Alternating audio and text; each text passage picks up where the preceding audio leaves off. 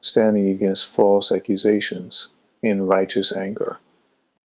In Ephesians 4:26, the Apostle Paul writes, "Be ye angry, and sin not. Let not the sun go down upon your wrath." This verse acknowledges the human emotion of anger. It's not inherently sinful. In fact, there is a type of anger that is justified, known as righteous anger. It is the kind of anger that Christ himself displayed when he overturned the tables of the money changers in the temple. He wasn't angry out of malice or personal offense, but because the sanctity of God's house had been violated. His anger was righteous, driven by a desire to uphold truth and holiness. As Christians, we are not called to be passive in the face of wrongdoing.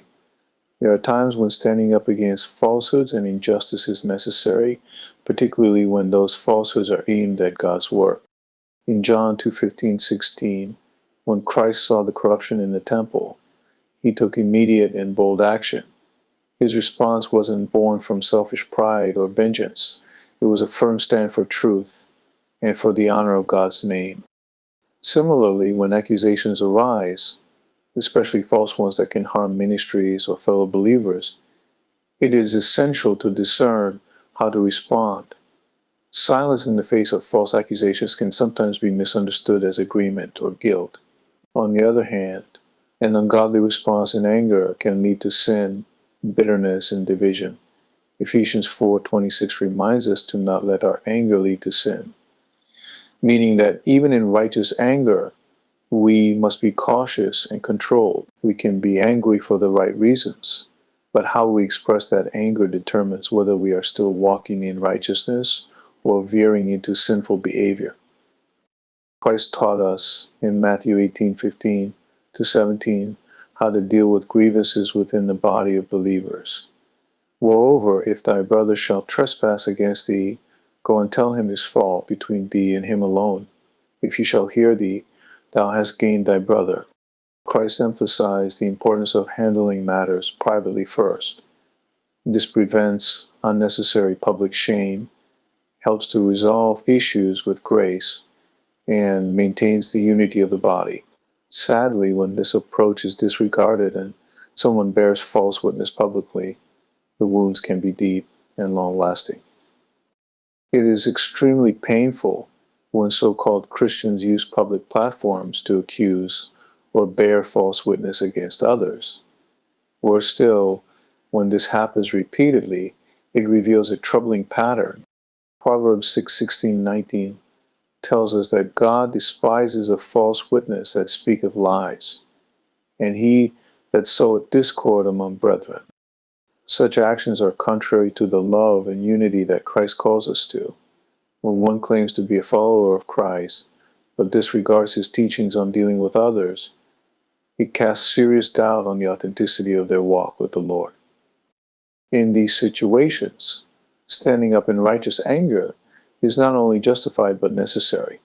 To let false accusations go unchecked can result in the furthering of lies and greater damage to the body of Christ. However, as we stand up, it is crucial that we follow Christ's example and handle the matter with both boldness and grace. James 1:19-20 gives us wise counsel. Wherefore, my beloved brethren, let every man be swift to hear, slow to speak, slow to wrath, for the wrath of man worketh not the righteousness of God. While righteous anger has its place, we must remember that human wrath, anger driven by ego or emotion, does not produce the righteousness of God. In other words, while it is right to be angry about sin and falsehoods, we must respond in ways that reflect God's righteousness, not our personal frustrations or desire for revenge. If we are to stand against false accusations, especially when they are aimed at damaging a ministry or the witness of Christ, we must first bring the matter to God in prayer. It is essential to seek His guidance, so our response will be rooted in truth, love, and righteousness. Additionally, it's important to follow the biblical model of confronting the accuser privately, if possible, and then, if necessary, making a public defense to set the record straight. Righteous anger has its place in the life of a believer, especially when it involves standing up for the truth of the gospel and the honor of God's name. But let us always remember to not let our anger lead to sin.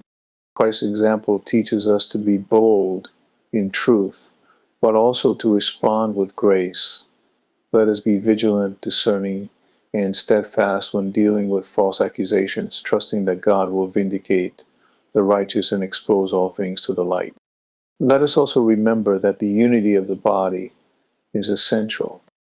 Those who bear false witness and stir discord must be called to account, but they must also be prayed for and, if possible, restored in the spirit of love.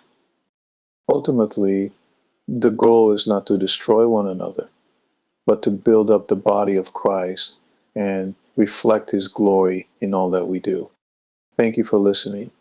God bless you and your loved ones. The righteous anger wholly stand when lies are cast in shadows deep and words like daggers start to seep. Should silence guard the truth we know? Or must our righteous anger show for Christ Himself in temple bright, with holy zeal and burning light? He overturned, He cleared the way for God's pure house to stand that day.